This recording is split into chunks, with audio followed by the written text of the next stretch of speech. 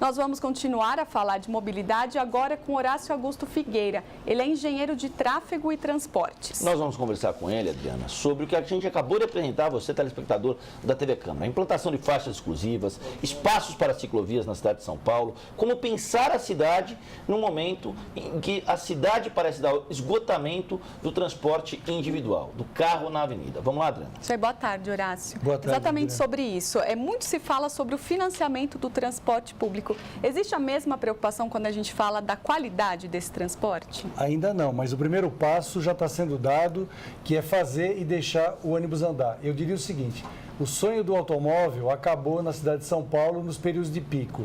E como se fosse o lançamento de um filme em rede nacional, eu diria o seguinte, em breve na sua cidade, o sonho do automóvel também estará acabando, porque o automóvel, apesar de muito confortável, ele ocupa muito espaço no sistema viário para transportar um número muito menor de pessoas. Como financiar? A questão do aumento do preço da gasolina, eu sou favorável a esse acréscimo para que você consiga aumentar substancialmente a oferta no sistema e baixar a tarifa. Então, você vai trabalhar as duas questões. A qualidade hoje precisa ser melhorada totalmente. Quer dizer, a faixa exclusiva é o primeiro passo, à direita, depois ela vai para a esquerda, nos corredores que a Prefeitura vai implantar fisicamente, estruturados, né, como projetos de BRTs, mas dá para trabalhar a melhoria da qualidade já. De que forma? Negociar com os empresários o remanejamento de ônibus maiores para operarem nessas faixas exclusivas, principalmente nos eixos viários mais importantes, onde você pode até transferir demanda do transporte individual para o coletivo, melhorando a oferta com ônibus articulados e biarticulados.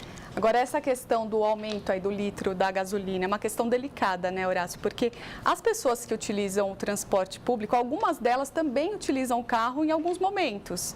O senhor concorda com isso? Que pode sobrar para essas pessoas que também usam o carro? Olha, nós já estamos pagando um preço caríssimo. Pouco tempo, mas utilizam também o carro, Sim, né? eu também tenho automóvel e também uso eventualmente.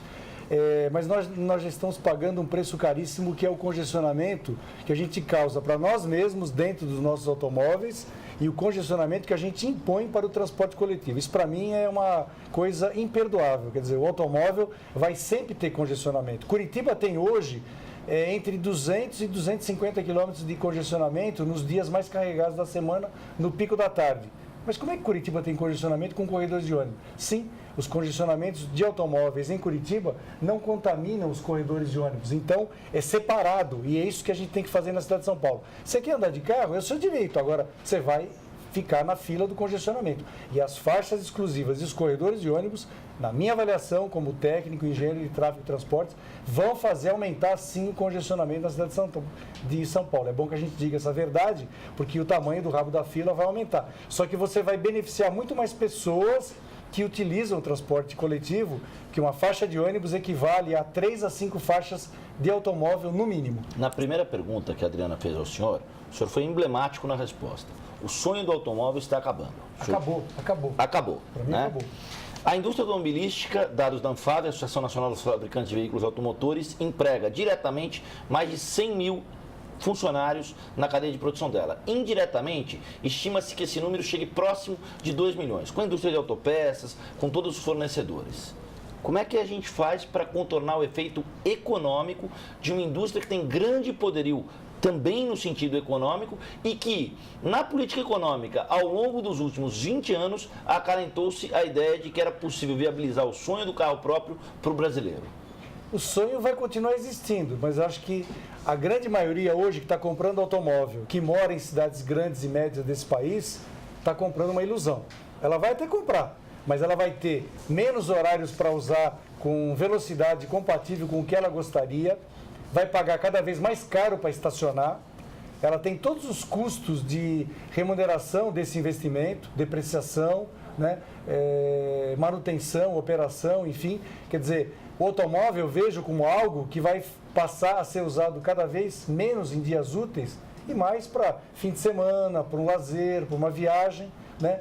É um uso mais nobre, eu diria. Agora, para viagens pendulares, para grandes fluxos, eu não vejo como se resolver isso, porque essa conta não fecha. Eu fiz uma conta há alguns anos para a cidade de São Paulo, você não consegue colocar 1 milhão de automóveis simultaneamente na cidade de São Paulo, parados.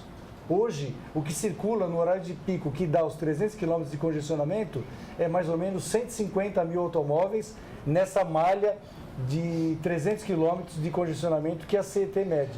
Horácio, desculpa interrompê-lo, os problemas são claros, a dimensão dos problemas são claros. Do ponto de vista econômico, a indústria automobilística tem grande prestígio político, grande poderio e, nesse sentido, é preciso discutir isso. A questão central é qual é a solução, para onde caminhamos? Pedágio urbano, ampliação do rodízio, o que é que vai acontecer com o cidadão que está agora preso num congestionamento?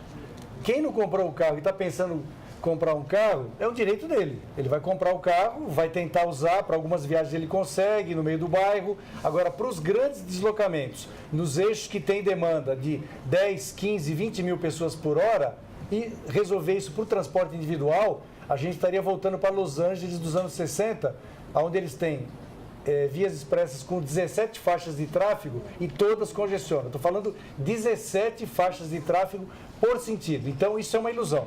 Então, vamos proibir as pessoas de comprarem carro? Não. A indústria vai continuar produzindo, tem a renovação da frota por sucateamento, ou por perda, ou por envelhecimento, né? A frota vai aumentar, tem cidades que ainda cabem mais automóveis, mas nas grandes capitais do país e cidades médias, com mais de 500 mil habitantes, a gente já está vivendo situações críticas. Então, para isso, não há solução para o transporte individual. Você alargar a Marginal Tietê, fazer túnel, viaduto, é um investimento inócuo. Então, como resolver o anseio da pessoa de ter mobilidade?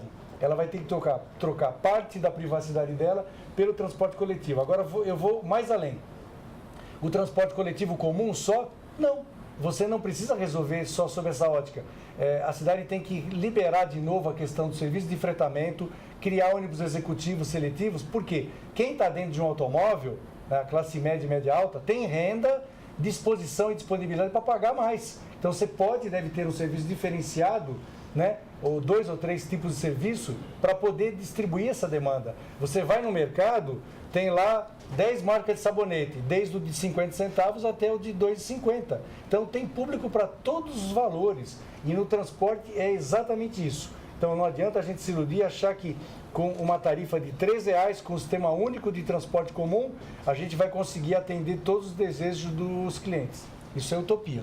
Olha, é possível conviver bem todos os meios de transporte que existem, bicicleta, moto, carro, aqui numa cidade como São Paulo? Então, por partes. O automóvel está cedendo espaço, graças a Deus, com 40 anos de atraso. Curitiba tem os corredores de ônibus já há quase 40 anos. Agora que nós começamos a incomodar, né, a nós mesmos que temos automóveis para dar prioridade para o transporte coletivo.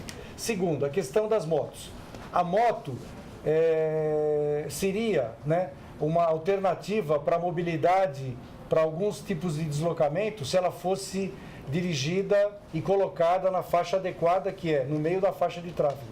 Se inventou um suposto corredor que, na verdade, está causando uma catástrofe nacional. A moto andar entre 2 veículos, que estaria proibido pelo Código de Trânsito Brasileiro, mas foi vetado no artigo 56 do Código, infelizmente, que proibia isso aí. Então, a gente criou o quê? Uma falsa mobilidade, né, entre 2 veículos, o que a gente tem é uma distância de segurança lateral para que um veículo não bata no outro. Isso é definido por critérios de engenharia de tráfego de segurança viária. Então, quando admitiram que a moto pudesse circular entre 2 veículos, nós criamos no país o quê?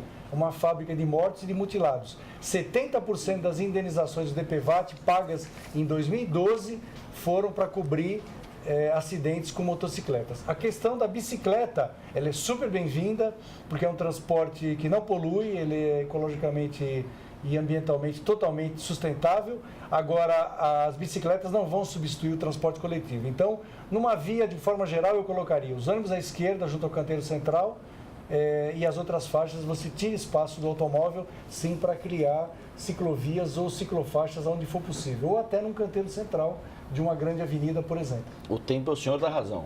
Aguardemos. Aguardemos, é isso. Obrigada, Horácio, pela sua presença aqui no nosso jornal. Eu agradeço. Muito obrigado. Vamos convidar, inclusive, para você voltar aqui mais vezes para conversar conosco. Agradeço.